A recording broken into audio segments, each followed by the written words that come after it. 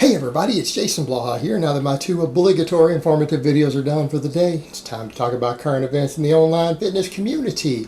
And a number of my subscribers have awared me of the fact that Lulz has posted up his full disclosure of his HRT or his TRT. So let me put on my +5 out of weaponsmithing, work on skilling up my crafting a little bit, and let's talk about this.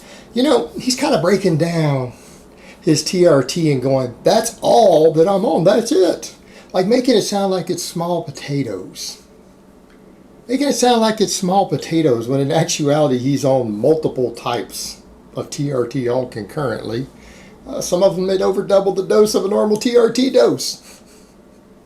And that's all he's on. You know, that's the funny thing, guys. We're going to get into a second of the fact that there's studies on people with testosterone levels in that range that shows they gain muscle if they just quit lifting completely. But that's kind of another point. We'll jump to that in a second. Now, the funny thing is, he's saying that's all I'm on, guys. That would only fly like in 2018. You know, since we had the whole GH15 movement and everything online, and some of these pro bodybuilders really being revealing about what they use, or we see Junkie Ward's doses. People start to say, yeah, that's it, that's all he's on. But the thing is, Mark comes from that same old school generation I do. And you know, back in the day, what he's doing now would be higher than most people's first cycles. I want you guys to let that sink in for a moment. Back in the day, talking like that in the late 90s. He's on more stuff than most guys were recommended to do for their first cycle, even for guys who are going to go compete in bodybuilding. But he's called, that's all I'm on. And he's pretending like this is TRT. And this is why guys who are on TRT, we get frustrated with this stuff. Because again, this gives the perception that everyone on TRT is running around with 3 times the testosterone of a teenager. Yeah, that's what it means. No. No, that's not what it means. Here, you guys want some full disclosure? You guys want to know what my TRT is? 125 test sip once a week. That's my TRT. That puts me around 700 nanograms per deciliter, right? That's pretty high end of normal range, meaning that's a little higher than the average guy has at 20. There are guys higher than that at 20 because the range is up to 1,000, but most 20-year-olds are around that 500 range, right? That's where it puts me. Nice place to be. Nice place to be. But that's it. And you know what else would put me in that same range? If I was on his HCG. But that's the point. That's what he talks about if he's on. This is all I'm on. He kind of reveals it. Now, let's keep in mind he's on HCG already. You got to wonder, is he trying to have another kid?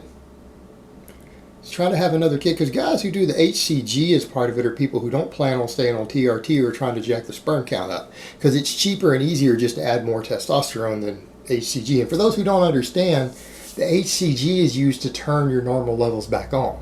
In fact, for some guys that works fine as HRT. For some guys that works fine as HRT, but there's side effects, and it tends to boost your sperm count and other stuff. There can be some side effects with it, right? But he's talking about, well, I need to be, my doctor wants me between 1,200 and 1,500 nanograms per deciliter. Then he needs to be on less stuff. And people need to understand, 1,200 to 1,500 is higher than you hit during puberty. Most of you guys out there, when you hit puberty, maybe reached about 900 or 1,000. Now let that sink in. The puberty range on blood work allows up to 1,200, but 1,200 is very rare. You're talking about, again, maybe 5%. 1 in 20 teenagers at the peak of puberty and adolescence might go above 1,000. Right? And he's talking about being higher than that. Well, his doses are going to put him higher than that. Because to be at about 1,200, usually guys who use about 250 of real tests, not this black market stuff, real stuff prescribed by a doctor will jack you all the way up to like 1,200, right? By itself. Now, he's already using HCG. HCG restores production. It makes your body start producing testosterone. So it will offset the suppressive effect of the other stuff you're taking. So it's effectively giving you a production in your body plus what you're adding. A lot of guys just do the HCG, but again, it's higher side effect. It costs more money than just straight testosterone. So that's why it's not always used for HRT. And again, it's good for raising fertility. One of the primary uses of it. But he's already on the HCG. So the other stuff is in addition to that. So let's do the math, guys. If 1250 usually puts you at about 1200, my 125 is about 700. He's taking 150 twice a week. That's 300 total a week. So you know he's hitting at least double, if not more, what I am. So at least 1400, 1500 is about right. Then he's probably getting another 500 from the HCG. That's going to be about 2,000. What did I just say? The majority of you probably at the peak of your puberty hit 900 to 1,000. So this guy's walking around with double the testosterone levels of a 13, 14-year-old going through puberty. But that's all he's on. That's all he's on. That's it. Well, people need to understand what that means. Anyone seen the studies on 300 milligrams? American studies done here over in California. Universities in California have conducted studies on doses like 150, 300, 600. You know what they found? At about 300 milligrams, not necessarily below that, but at the 300 mark. Anyone remember what the studies on muscle growth showed? Now, before people say, well, that was noobs. No, it wasn't. At 300 milligrams, when they took a bunch of guys and had them stop lifting, and I think there were about 10 guys in that group, and the first study done on this, about 10 guys were in the 300 milligram group. They took young men who had been lifting for at least 1 year, and they were under orders under the study and observation to do no strenuous exercise. They could do light cardio, but no interval training, no weightlifting. Young men who had been lifting for at least 1 year continuously. They stopped lifting. They put them on 300 milligrams and they averaged about 10 pounds of muscle gain over the next 5 months. You say, what?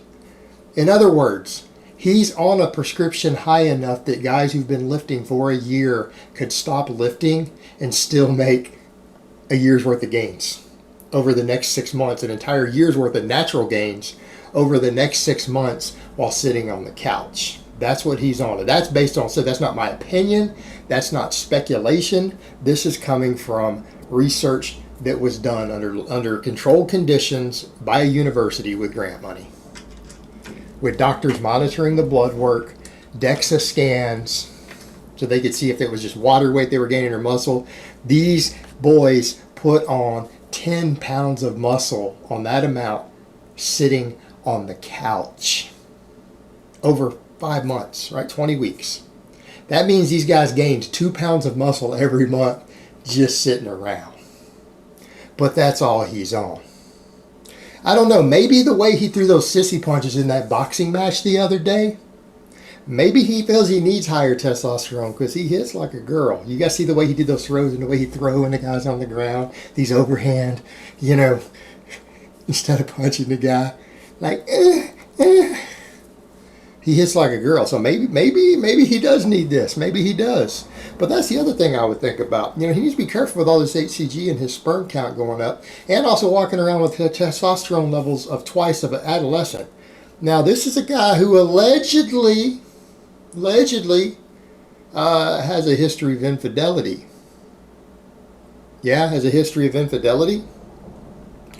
Kind of struggles to keep his dick in his pants. But he struggles with it. It's a struggle for him, a personal character struggle, that he deals with in fights. So he's going to have twice the testosterone of a 13-year-old going through puberty.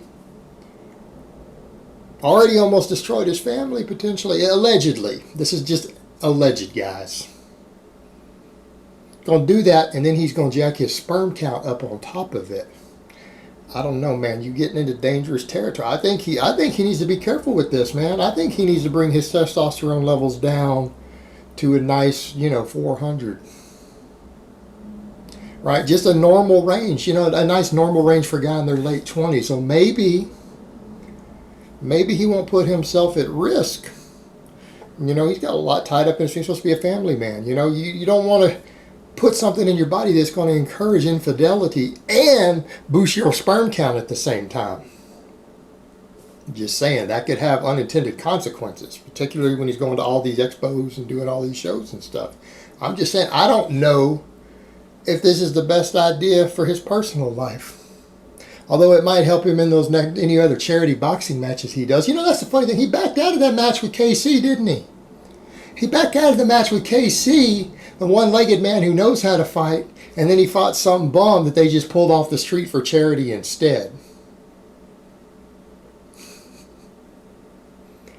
I mean, that's what we're dealing with here, guys. That's what we're dealing with.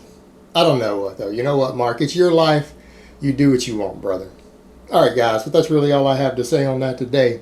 I hope it's been informative, and I will talk to you guys next time.